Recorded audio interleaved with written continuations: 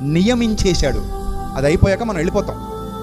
కాబట్టి ప్రియమైన దేవుని ప్రజలారా, కాలము, దేహము, జరగవలసిన కార్యము మస్ట్ ఇంపార్టెంట్. ఎందుకు వచ్చావు నువ్వు? ఎందుకు పుట్టావు? ఎందుకు చచ్చిపోతున్నావు? ఏంటి నీ విషయమై దేవుని ప్రణాళిక? నువ్వు ఏం చేయాలి? ఎలా బతకాలి? అపరాధాల చేత, పాపాల చేత చచ్చిన వాడవై, చచ్చిన దానవై ఉండాలా? గిల్టీ ఫీలింగ్తో బతకాలా? ధైర్యంగా, పౌరుషంగా, యథార్థంగా, రోషంగా దేవుని సన్నిధిలో నిలబడాలా? ఏం చేస్తే బాగుంటుంది? నువ్వు నేను ఆలోచించుకోవాలి.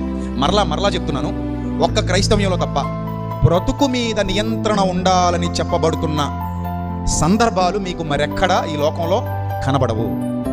బ్రతుకు బాగుండాలి, నా సన్నిధికి వస్తే అని పిలిచిన వాడు మన దేవుడు మాత్రమే, మన ప్రభువు మాత్రమే. నీ పరిశుద్ధతను కానుకగా కోరుతున్నాడు. నీ దేహాన్ని సజీవయాగంగా ఆయనకు సమర్పించమని నన్ను అడుగుతున్నాడు. కనుక నువ్వు ఈ మాటలు వింటున్నప్పుడు, ఈ మాటల చేత నువ్వు ప్రేరేపించబడుతున్న